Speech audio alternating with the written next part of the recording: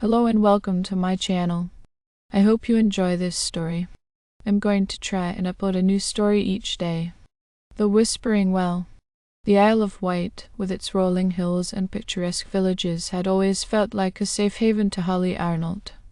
After her father passed away, she inherited his cottage on the outskirts of Whitcombe, a village nestled between thick woods and a deep, ancient well.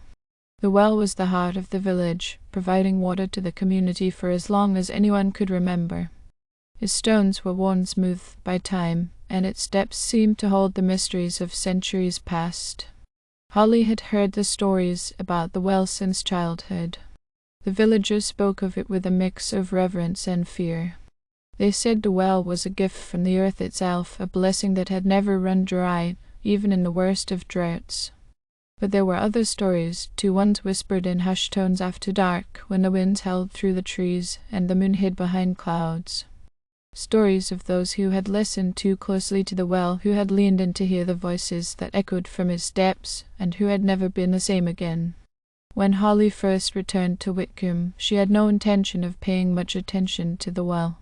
She was busy enough settling into her father's old cottage, sorting through his belongings, and adjusting to the quiet rhythm of village life. But it wasn't long before the well started to intrude on her thoughts. It stood at the center of the village, its presence impossible to ignore. Every time she passed it, she felt a strange pull, a curiosity that she couldn't quite shake. It was late one evening when Holly first heard the whispers. She had been restless, unable to sleep, and decided to take a walk to clear her mind. The village was silent, the only sound the crunch of gravel under her feet as she wandered the empty streets. As she approached the well, she slowed, her eyes drawn to the shadowy circle in the ground. The night was still, yet as she neared the well, a faint murmur reached her ears. Holly stopped, her heart quickening. She glanced around, expecting to see someone else out for a late stroll, but the village was deserted. The murmur grew louder, more insistent, and Holly realized with a start that it was coming from the well. She took a hesitant step closer, then another. The whispers were clearer now, like voices carried on the wind, soft and distant. But there was something wrong about them, something that made the hairs on the back of her neck stand on end. The voices were not quite human. They were distorted, as though they were coming from a great distance, or from somewhere deep underground. Holly knew she should walk away. She should turn and head back to the safety of her cottage, but something held her there, rooted to the spot. The whispers seemed to call to her, beckoning her closer. She found herself leaning over the edge of the well, peering into its black depths. The whispers grew louder still, swirling around her, filling her mind with 1,000 unintelligible words. Suddenly, a voice broke through the cacophony, clear and cold, cutting through the others like a knife through flesh. Holly, she gasped and jerked back from the well. For a moment she stood frozen, staring at the well in horror. Had she imagined it? The sound of her own name, spoken in a voice that was not quite a whisper, not quite a breath. But no, she had heard it. She was certain. The next morning, Holly tried to shake off the experience. She told herself it had been a trick of the wind, a figment of her imagination brought on by exhaustion and grief. But the whispers haunted her. Every time she passed the well, she could feel them tugging at the edges of her consciousness, just beyond the reach of her hearing. Days turned into weeks, and Holly found herself drawn to the well again and again. She began to visit it in the dead of night, standing at its edge, listening. The whispers seemed to grow stronger each time, clearer and more insistent. And each time she heard that same voice among them, calling her name. Holly, come closer, listen. She started to notice changes in the village. The people of Whitcombe, normally so friendly and open, had become distant, their faces pale and drawn. When she asked them about the well, they would only shake their heads and mutter something about bad luck and ancient curses. It was as if they were afraid to even speak of it. One night, unable to resist the pull any longer, Holly brought a lantern with her and descended into the well. She had found an old iron ladder embedded in the stones, hidden beneath layers of moss and grime. The air grew colder as she climbed down, the whispers growing louder with each rung she descended. They echoed off the walls, a dissonant chorus that seemed to vibrate in her bones. The well was deeper than she had imagined. The darkness pressed in around her, and the air grew thick and damp. But Holly pressed on, driven by a strange compulsion she couldn't explain. The voices were all around her now, urging her on, guiding her down, down, down into the earth. Finally, she reached the bottom. The lantern's light flickered, casting eerie shadows on the wet stones. The well floor was a small, circular chamber, slick with moisture and littered with small, glistening stones. But it was what lay in the center of the chamber that made Holly's blood run cold. A pool of water, black as night and perfectly still, lay before her. And from its depths the whispers rose, louder than ever. But now they were no longer incoherent. Now they were clear, a multitude of voices speaking in unison. Holly joined us. Come closer. She felt herself drawn to the pool. Her feet moved of their own accord, carrying her to the edge of the water. She knelt, staring into the inky blackness, her reflection distorted and twisted by the faint ripples that disturbed the surface. Hey, Holly, the voice was right beside her now, as if someone was standing just behind her. She couldn't move, couldn't look away. The water seemed to pulse with a strange energy, drawing her in, filling her mind with 1,000 voices, 1,000 thoughts that were not her own. And then something broke the surface of the water, a hand, pale and dripping, reaching out toward her.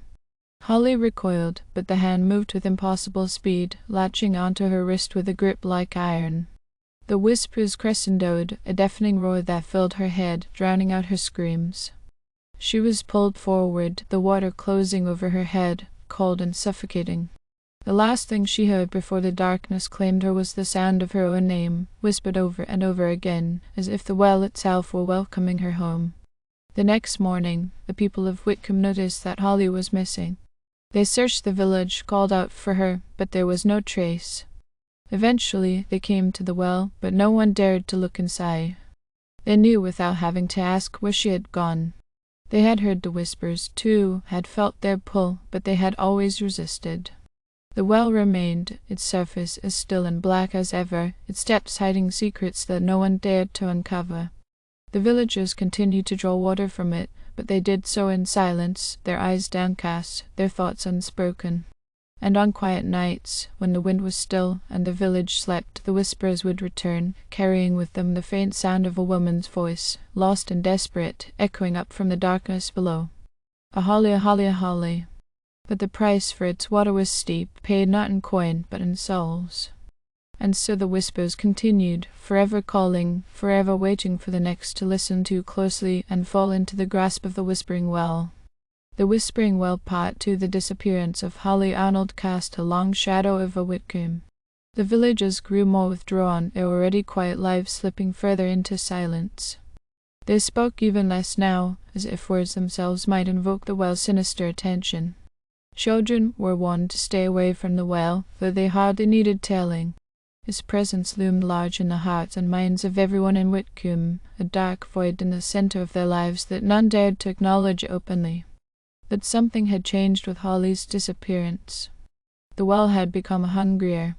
It wasn't just that the whispers had grown louder, they had become more insistent, more pervasive. The voices reached further now, curling through the narrow streets and seeping into the cottages at night. People began to hear them in their dreams, whispering secrets and lies, promises and threats. Even those who had long resisted the call of the well found their resolve weakening. It was as if the village itself was being swallowed by the darkness within the well, its people pulled closer and closer to the edge. One of those people was Reverend Thomas Gibbons, the vicar of Whitcomb's small parish church. A man of deep faith, he had always believed in the power of prayer and the strength of the community.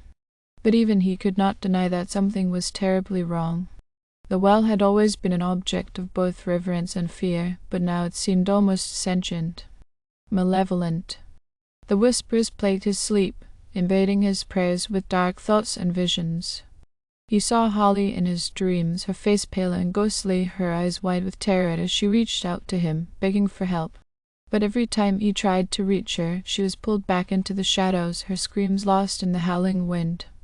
Reverend Gibbons knew he had to do something. The well was an ancient thing, older than the village itself.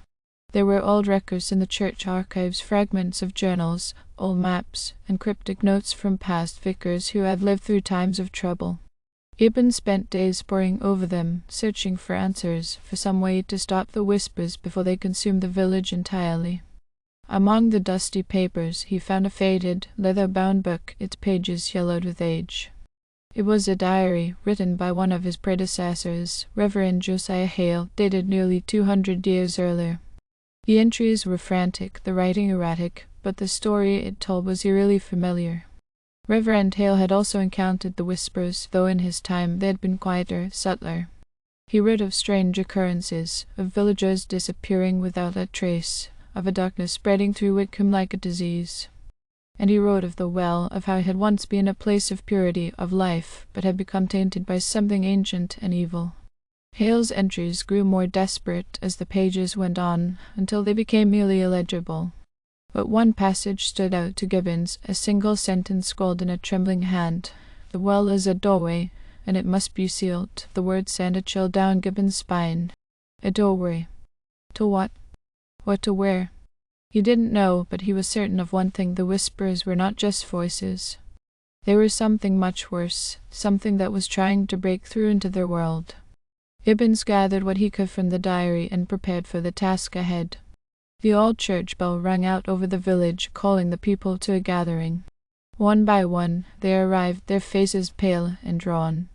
They had all felt it, the creeping dread, the whispers gnawing at the edges of their sanity. They didn't need to be told that something had to be done. In the dim light of the church, Gibbons explained what he had found, what he believed had to be done. The villagers listened in silence, their fear palpable. But there was a flicker of hope in their eyes, too, a hope that maybe, just maybe, they could put an end to the nightmare that had engulfed their lives. That night, under a sky heavy with clouds, the villagers gathered around the well. They came with tools, with ropes, with anything they could find to help in sealing the ancient stone structure. Reverend Gibbons led them in prayer, his voice steady despite the fear that gnawed at his heart. As they worked, the whispers grew louder, more frantic. The air around the well seemed to vibrate with energy, and the ground beneath their feet trembled. But the villagers pressed on, determined to seal the well, to close the doorway that had been opened. They worked through the night, sealing the well with stones and earth, covering it with heavy slabs of rock. The whispers screamed in protest, a cacophony of voices that rose to a deafening pitch. But Gibbons did not falter. He led the villagers in prayer, chanting the words over and over, calling on the power of faith to protect them. Finally, as dawn broke over the horizon, the last stone was placed. The well was sealed, its dark mouth covered, its whispers silenced. The villagers stood in silence, exhausted and shaken, but relieved. The air felt lighter, the oppressive weight that had hung over Whitcomb lifted. But as the villagers began to disperse, Gibbons noticed something that made his blood run cold. The ground around the well was still trembling, ever so slightly. The whispers had stopped, but something else lingered in the air, a feeling of unease, of something waiting, watching. He approached the sealed well, placing a hand on the cold stone. For a moment there was nothing, and then, faint and distant, he heard it, a single whisper, barely audible, coming from deep within the earth. And not yet. Gibbons staggered back. The well was sealed, but it wasn't over. Whatever evil had taken root in Whitcomb was still there, buried deep, but not defeated. The well was a doorway, and though it was closed for now, it would not remain so forever.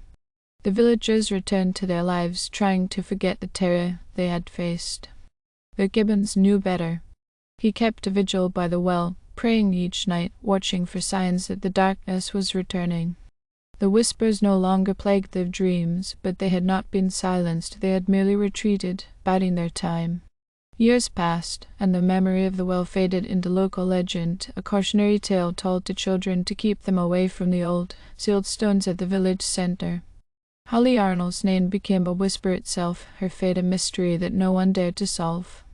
But the well remained, and deep beneath the stones, in the darkness that no light could reach, the voices waited, whispering secrets of the past and promises of the future. They waited for the day when the doorway would be opened once more, when the world above would hear their call and fall into their grasp.